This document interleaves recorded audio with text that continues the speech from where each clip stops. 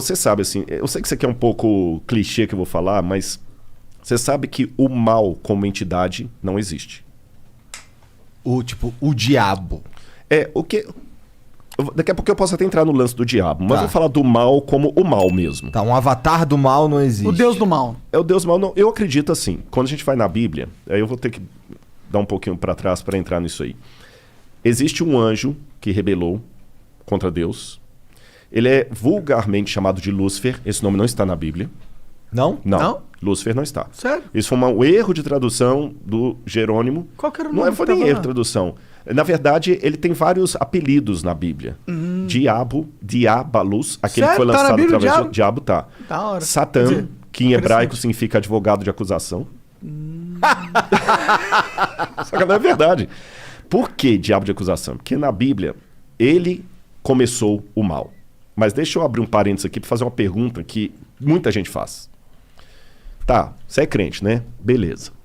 Deus criou tudo? Criou. Tudo que existe. A Bíblia fala isso. Ele criou todas as coisas. O Logos.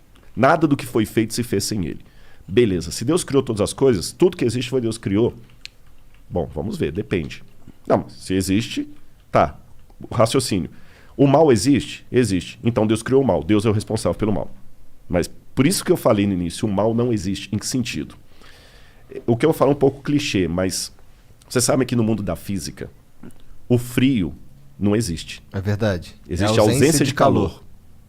O Tanto que escuro existe não um existe. limite pro frio. Exatamente. Existe a ausência de luz. É. Então, o mal também, nesse sentido, é como o frio, é como a escuridão. Ele não existe por si mesmo. O que existe é a ausência de Deus que causa a sensação do mal. E Deus, ele é um cavalheiro. Eu sei que nem todos os teólogos concordam comigo. Tem uma teologia de Calvino, por exemplo, que acha que Deus escolheu. Se Deus escolheu você para ser salvo e ele para se ferrar, não tem o que fazer. Calvino pensava, grosso modo assim, sem querer ser panfletário, que Calvino era um brilhante teólogo, mas nem por isso eu vou concordar com tudo. Eu não penso como Calvino. Eu penso que Deus deu a liberdade. Você está entendendo? Mas mesmo assim, deixa eu raciocinar como se fosse um cara que não aceita a Bíblia. Pô, mas que sacanagem. Então tá bom, Deus deu alternativa. Mas ele fala assim, tá bom, ó, Igor, você vai me aceitar e eu vou te trazer pro céu. Se você não me aceitar, vai se lascar no inferno que eu vou te... Peraí. Então que Deus é esse? Parece aquele namorado possessivo. Sim. Ou namora comigo, ou então vou te matar. Não é assim. É porque, segundo a Bíblia, como Deus é o criador de tudo que existe, e nele há luz e treva alguma, o único que pode conceder a vida é Deus. Então, quando Deus fala desesperadamente, meus filhos, aceitem-me, porque senão vocês vão se lascar, não é como o namorado possessivo que fala com o menino assim, ou namora comigo, senão eu vou pegar um revólver e vou te matar. Não é isso. Seria mais ou menos como se a água pudesse dizer para o peixe, fique em mim, peixe, senão você vai se lascar. Quando a água fala assim, não é porque a água é possessiva. Eu estou usando uma onomatopeia aqui, né? Não é porque a água é possessiva, não é porque a água é namorado. É porque não dá pra viver É fora. porque não dá para viver fora. Então, quando Deus apela, filhos, vivam em mim, porque senão vocês vão se lascar, é porque Ele nos ama. Eu não estou aqui para pregar, não é púlpito, mas isso faz parte da minha essência. Por isso que, para mim, o menininho me cumprimentando aqui do lado, cara, não é só eu simplesmente falar assim, pô, que legal, eu sou famoso. Não. O assunto que eu falo é arqueologia. É porque se o que eu falo for verdade, eu não posso ficar calado, Igor. Você está entendendo? E aquele lance que eu falei da cruz de Cristo, os romanos crucificaram milhares de pessoas. Mas aquela crucifixão de Jesus de Nazaré foi diferente. Por quê? Vou te falar por quê. Vou contar uma historinha para você. Um rei, vou responder igual Jesus. Jesus contava uma história, quando o pessoal perguntava. Um rei uma vez deu uma regra no reino dele. Ninguém pode roubar. Se alguém roubar, eu vou mandar arrancar os 2 olhos. Cara, funcionou, ninguém roubava. Você podia dormir com a porta aberta, o cara das trancas nem vendia tranca. Delegacia só quando era uma briga, assim. Até que um dia chegaram pro rei e falaram assim, majestade, nós pegamos um rapaz roubando aqui, a sua lei fala que tem que ter os 2 olhos arrancados. Ele falou, tudo bem, só que tem um problema, é o seu filho. É o príncipe. E aí? Vocês têm filhos? Tenho. Eu não tenho. O que você faria, monarca? Você é o rei. Se eu sou o rei, eu mando arrancar os olhos. E você, Igor? Bom, se eu sou o rei, se eu sou o Igor, eu ia apoiar. Não, minha filha não, irmão. Todo respeito aí. Eu perguntei de propósito. Mas se eu sou o rei... Você é o rei, Igor. E pai da sua filha ao mesmo tempo. Então, é que se eu sou o rei, eu preciso mandar arrancar os olhos, né? Você arrancaria mesmo da sua filha?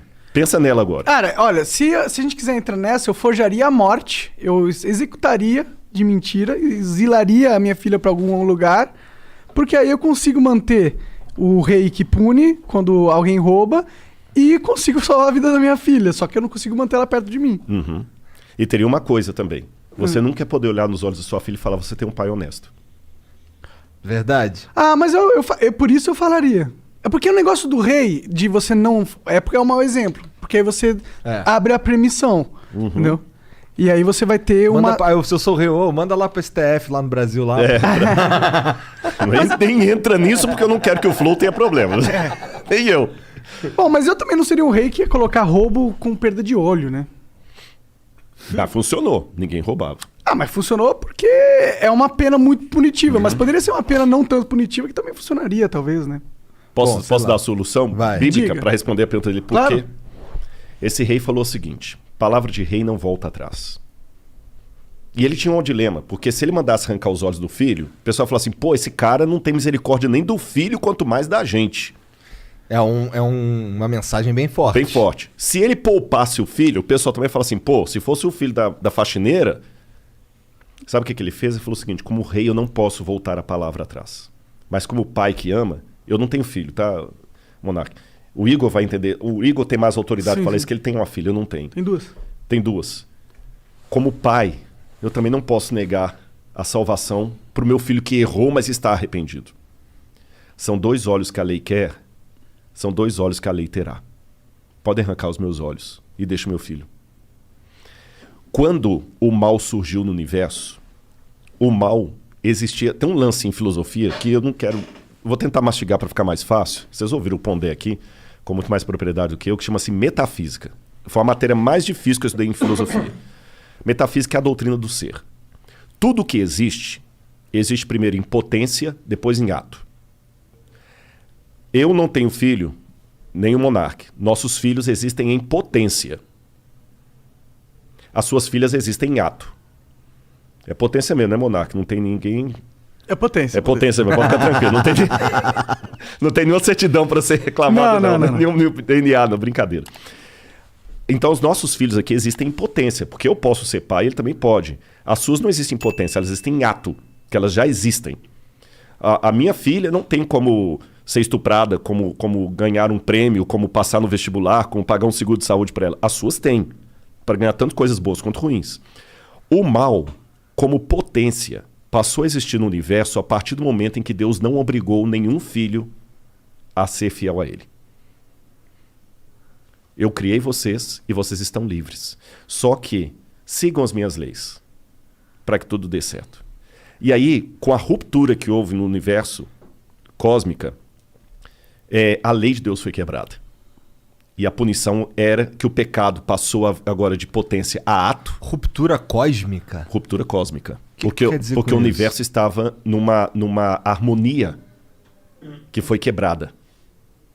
Você entendeu? Não era plano de Deus que criança e leucemia estivessem na mesma frase. Não era plano de Deus. Deus não queria isso. Deus não queria a pancada que você ganhou no seu carro hoje. Deus não queria isso. Mas aconteceu. Ele sabia que ia acontecer. Aí alguém fala, pô, sacanagem, se ele sabia, por que ele deixou? Aí que vem o Lúcifer, o vulgo Lúcifer, né? Que é Lutíferos, que é um nome que vem do latim, que não está na Bíblia, como eu falei. Mas vamos chamar de Lúcifer assim mesmo. Vem o Lúcifer, que faz toda a rebelião e tudo. E a sentença agora é a morte. Aí a segunda pessoa da divindade, que é Jesus, fala assim, tudo bem. São 2 olhos que a lei quer, a lei está exigindo a morte, eu vou morrer no lugar da humanidade. Então, na crença bíblica tradicional, o fato de Cristo morrer na cruz do Calvário, que não foi apenas um carinha que rebelou contra Roma, ele morreu a morte redentora. Por isso a gente chama de Cristo Redentor. Ele morreu no lugar do pecador. Ele que não era pecador morreu. Por isso que no Antigo Testamento sacrificava um cordeiro inocente para representar o Cristo. Ele morreu. E é graças à morte dele que hoje, se algum de vocês receber uma notícia ruim de morte, eu tenho algo de esperança para falar concreta, real. Só uma notinha antes da gente continuar aqui, eu quero só botar agora, tudo que eu falo, eu gosto de pensar também com a cabeça do nosso ouvinte aí, que de repente não tem a base religiosa, que eu falei, esse cara tá falando tonteria, né? Se eu falasse aqui com vocês da teoria de Kardashev, Que é? Kardashev foi um físico russo, respeitadíssimo, que criou a hipótese que existem civilizações muito avançadas, muito mais avançadas do que a nossa, e cada uma dessas civilizações, ela usa melhor a energia do universo deles. Faz sentido. Né? É o que tá acontecendo com a gente, né? Exatamente. Devagarzinho. Só que ninguém viu essas civilizações. Uhum. Mas ele fala, existem, elas estão lá, e elas nos observam. Kardashev... Segundo a teoria do Kardashev. De que ano que ele viveu? O Kardashev é do início do século XX, 1920, 1930, Ah, tá. É moderno por aí, até. é moderno. Ele é contemporâneo da época de Einstein, aquele pessoal todo lá. Entendi. Então, quer dizer, o Kardashev, quando ele coloca isso, se eu falar da teoria de Kardashev numa faculdade de física, ninguém vai rir da minha cara. Só qual que é a prova empírica, matemática, científica que eu tenho disso aí? Zero. Mas se eu falar de Deus e de outros mundos, aí parece conto da carochinha. Por isso que eu fico muito... Pô, de fato, na boa, eu fiquei muito legal de vocês terem me chamado aqui, porque vocês não têm preconceito. Você entendeu? Não tem, mas não, dependendo do lugar que eu for, se eu falar da teoria de Kardashev, que é muito, muito louca, você entendeu? Ah, o pessoal, que legal, pá. Mas se eu falar de anjo, de céu, de plano superior, de potestades, aí, né, esse cara é biruta. Então, na verdade, o Kardashev está falando a mesma coisa da Bíblia, só que numa linguagem acadêmica que todo mundo aceita. E para mim, como acadêmico, antes de ser pastor ou crente, eu falo para você, faz um sentido medonho o plano da salvação em Cristo Jesus, sabe? Faz um sentido medonho. E ele mudou minha vida, cara.